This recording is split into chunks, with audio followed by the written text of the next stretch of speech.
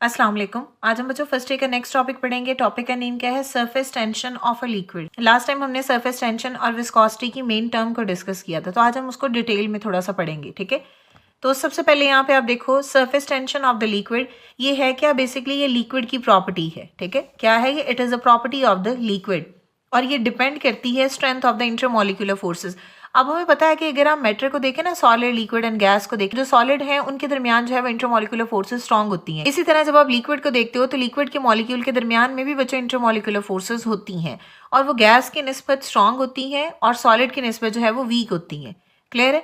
अब इसी तरह यहाँ पे देखो मैंने एग्जांपल लिए, ये वाटर के मॉलिक्यूल्स हैं। क्लियर हो गया? अब यहाँ पे देखो ये दो मॉलिक्यूल एक दूसरे के साथ जुड़े हुए हैं, तो इनके दरमियान में क्या है? इंटरमोलिकुलर फोर्सेस होंगी। ऐसे इनके दरमियान में भी इंटरमोलिकुलर फोर्सेस होगी, ऐसे इधर भी होगी। ये सारे मॉलिक्यूल एक दूसरे के साथ जो वो इंटरमोलिकुलर फोर्सेस के जरिए जुड़े हुए हैं। क्लियर? तो जो सरफेस टेंशन ऑफ लिक्विड है वो डिपेंड करती है strength of the intermolecular forces, यानी इंटरमोलिकुलर फोर्सेस की स्ट्रेंथ कितनी है। क्लियर हो गया? यहाँ पे अब हमने पढ़ना है कि सरफेस टेंशन बेसिकली है क्या। यहाँ पे जो है वो लिक्विड है ऐसे ऊपर सरफेस पे, ठीक है। अब बाकी भी लिक्विड है ऐसे यहाँ पे स्प्रेड हुआ हुआ, ठीक है। अब यहाँ पे देखो ये सारे के सारे जो मॉलिक्यूल हैं वो एक दूसरे के साथ इंटरमोलिकुलर फोर्सेस के जरिए जो है वो जुड़े हुए हैं। अब ये जो सरफेस है इससे नीचे जो मॉलिक्यूल होते हैं जिसको हम इनवर्ड मॉलिक्यूल बोलते हैं, ये इनवर्ड मॉलिक्यूल सरफेस के मॉलिक्यूल को अपनी तरफ जो है बच्चों स्ट्रेच करते हैं, अपनी तरफ खींचते हैं। इस खिंचाव की वजह से इनके दरमियान में तनाव आता है और उस खिंचाव को हम सरफेस टेंशन बोलते हैं। अब ये जो सरफेस के मॉलिक्यूल हैं बच्चों, इनको ये जो नीचे वाले मॉलिक्यूल हैं वो स्ट्रेच करेंगे, जिस वजह से इनमें टेंशन आ जाएगी। बट ये जो दरमियान में मॉलिक्यूल्स हैं, यहाँ पे मैंने फोर्सेस बनाई हुई, इनमें क्या होता है? अब देखो ये सेंटर का एक मॉलिक्यूल है, ये सारे मॉलिक्यूल के साथ जो है वो जुड़ा हुआ है और इन सब के दरमियान में फोर्सेस कौन सी हैं? इंटरमोलिकुलर फोर्सेस हैं।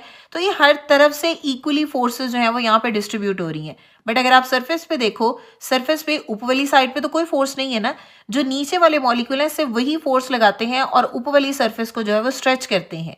क्लियर हो गया? तो इस फिनोमिना को हम बोलते हैं सरफेस टेंशन। तो इस तरह सरफेस के जो मॉलिक्यूल हैं उनमें सरफेस टेंशन क्रिएट हो जाएगी, एक खिंचाव क्रिएट हो जाएगा just because of the inward molecule. Clear हो गया? भी बोला है, वही यहाँ पे लिखा हुआ, अब इसको पढ़ लेते हैं। The molecule located at the free surface of the liquid. तो ये जो ऊपर वाले मॉलिक्यूल हैं, ये वाले ये क्या है? ये फ्री सरफेस है। ये बच्चों फ्री सरफेस लिक्विड है, यानी इसके ऊपर कुछ नहीं है, इसके नीचे मॉलिक्यूल होंगे, इनकी सरफेस फ्री होगी। The molecules located at the free surface of a liquid are pulled inward. तो ये जो ऊपर वाले मॉलिक्यूल है इनको नीचे वाले मॉलिक्यूल जो है वो अपनी तरफ खींचते हैं, इनवर्ड जो है उसको पुल करते हैं। तो यहाँ पे देखो surface of the liquid are pulled inward by the molecule below the surface of the liquid. Clear? जो surface of the liquid के नीचे मॉलिक्यूल होते हैं वो surface के मॉलिक्यूल को डाउनवर्ड इनवर्ड जो है वो खींचते हैं, उसको हम बोलते हैं बच्चों surface tension. So this downward pull tend to contract the surface of the liquid. तो इसका मतलब है ये जो डाउनवर्ड पुल होगा ये क्या करेगा? लिक्विड की सरफेस को बच्चों कॉन्ट्रैक्ट कर देगा। ठीक है, कॉन्ट्रैक्ट हो जाएगी, मतलब खिंचाव जो है जब उनमें होगा तो आपस में जो है वो जकड़ी जाएंगी, कॉन्ट्रैक्ट हो जाएंगी। क्लियर हो गया? जो मॉलिक्यूल सरफेस पे प्रेजेंट होते हैं that experience a net force inward due to intermolecular forces. Molecule at the surface experience a net force inward due to a intermolecular forces. Clear है? तो जो मॉलिक्यूल सरफेस पे प्रेजेंट होंगे, देखो एक दूसरे के तो वो साथ भी जुड़े हुए हैं, तो इनके दरमियान में ये जो दो मॉलिक्यूल हैं इनके दरमियान में क्या होंगी? इनके दरमियान में बच्चों होंगी इंटरमोलिकुलर फोर्सेस। ठीक है, तो ये जो इंटरमोलिकुलर फोर्सेस हैं वो इनके दरमियान में भी जो इनको जोड़े हुए हैं, फिर इनसे नीचे जो मॉलिक्यूल हैं ये क्या करते हैं? ये इस मॉलिक्यूल को जो है वो इनवर्ड यानी नीचे की तरफ खींचते हैं। तो उसने कहा जो मॉलिक्यूल सरफेस पे होते हैं that experience a net force inward, यानी अंदर की तरफ होगी, और वो फोर्स किस वजह से होगी? Due to the intermolecular forces. अब वो फोर्सेस इन मॉलिक्यूल्स की इनके दरमियान में भी है और इन मॉलिक्यूल्स की आपस में भी है। क्लियर है? अब उसकी वजह से क्या होगा? Leading to the skin.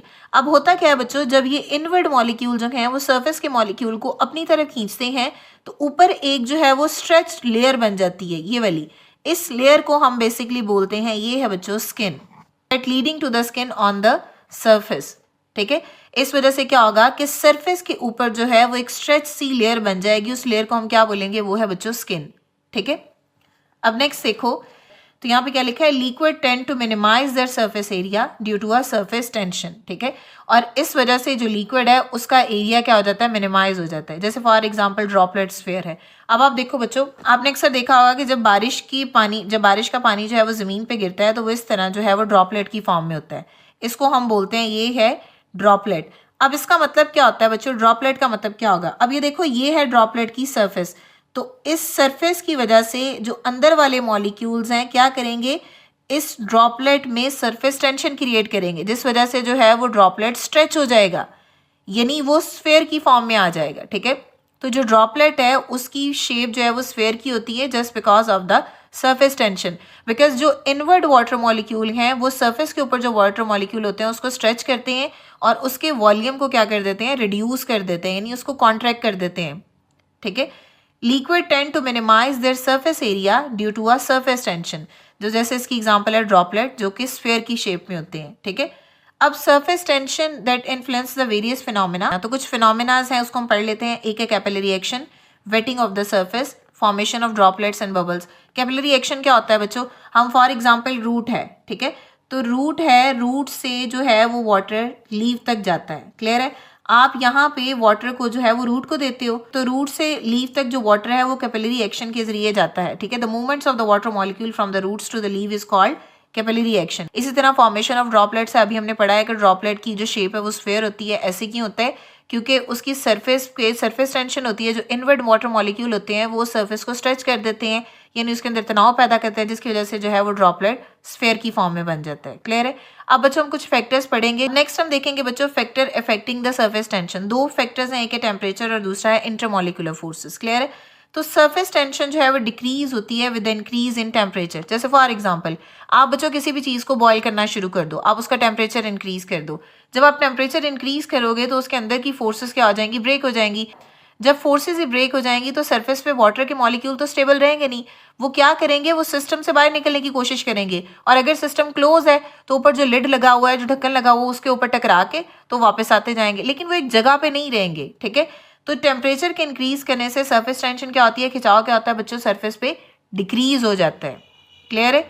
Second point क्या है, इंटरमोलिकुलर फोर्सेस। जितनी ज्यादा इंटरमोलिकुलर फोर्सेस स्ट्रॉन्गर होंगी बच्चों, उतनी ही सरफेस टेंशन जो है वो ज्यादा होगी, क्लियर है। अब यहाँ पे आपकी बुक में टेबल बना हुआ है, उस टेबल में कुछ लिक्विड दिए हुए हैं और उनकी सरफेस टेंशन दी हुई है, तो उसको पढ़ लेते हैं। सरफेस टेंशन का बेसिकली जो यूनिट होता है ना, वो होता है बच्चों न्यूटन पर मीटर, ठीक है, ये उसका यूनिट होता है। तो इसी यूनिट में उन्होंने वैल्यूज दी हैं, वो हम देख लेते हैं। जो वाटर है उसकी सरफेस टेंशन है 72.75, ठीक है।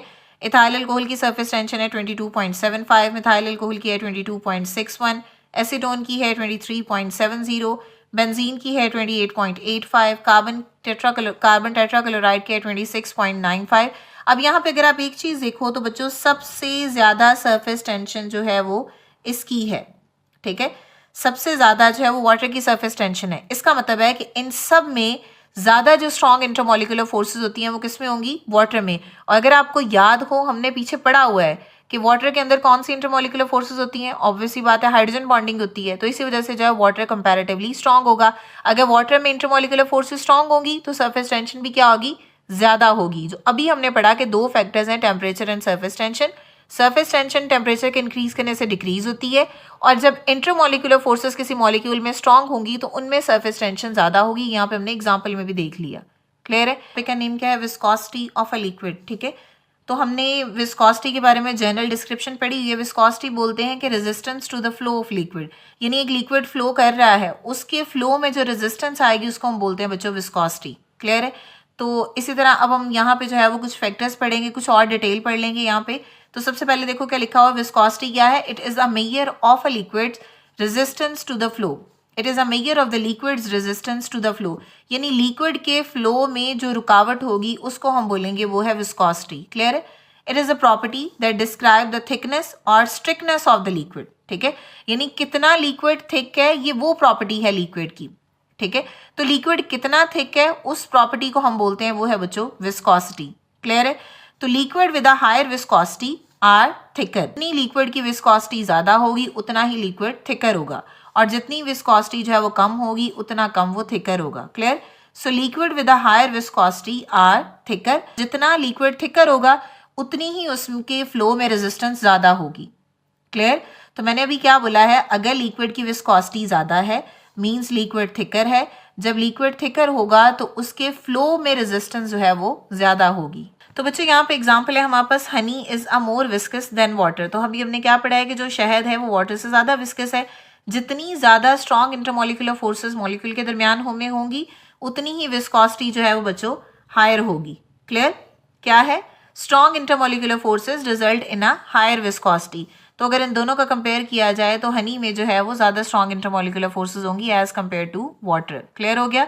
तो विस्कोसिटी जो है वो डिक्रीज करती है with the rise in temperature. अगर आप टेम्परेचर को इंक्रीज करोगे तो विस्कोसिटी क्या होगी? डिक्रीज हो जाएगी। बिकॉज टेम्परेचर में क्या होता है बच्चों, बॉन्डिंग टूट जाती है। तो इट मीन्स दैट कि विस्कोसिटी इन शॉर्ट टर्म हम क्या बोलते हैं, किसी भी लिक्विड के फ्लो में जो रेजिस्टेंस होती है उसको हम बोलेंगे सिंपली वो है विस्कोसिटी। अब बच्चों नेक्स्ट कुछ फैक्टर्स हैं उसको पढ़ लेते हैं, फैक्टर अफेक्टिंग द विस्कोसिटी। अब वो कौन से फैक्टर हैं? ठीक है, तो सबसे पहले आप देखो, सबसे पहले है टेम्परेचर। हमने टेम्परेचर का फैक्टर पढ़ा कि टेम्परेचर के इंक्रीज करने से विस्कोसिटी जो है वो डिक्रीज होती है। फॉर एग्जांपल जब आप टेम्परेचर इंक्रीज करते हो तो बेसिकली क्या होता है, फॉर एग्जांपल बच्चों आप किसी चीज को जो है वो आप किसी भी लिक्विड का टेम्परेचर इंक्रीज कर रहे हो। जब आप टेम्परेचर इंक्रीज कर रहे हो तो उसके अंदर उस मॉलिक्यूल की काइनेटिक एनर्जी क्या होती है, वो इंक्रीज होती है। बिकॉज मॉलिक्यूल मूव करते हैं ना, और मोशन की वजह से जो एनर्जी होती है उसको हम बोलते हैं काइनेटिक एनर्जी।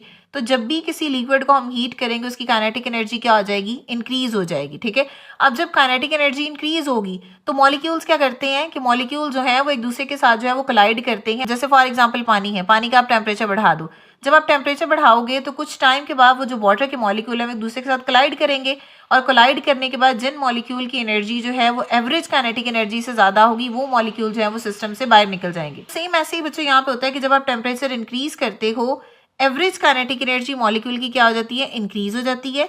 इस वजह से क्या होगा? This allow the molecule to overcome the attractive forces. ठीक है, मींस टेम्परेचर के इंक्रीज करने से विस्कोसिटी क्या हो जाएगी? कम हो जाएगी, बिकॉज बॉन्डिंग जो है वो ब्रेक होना शुरू हो जाती है। क्लियर?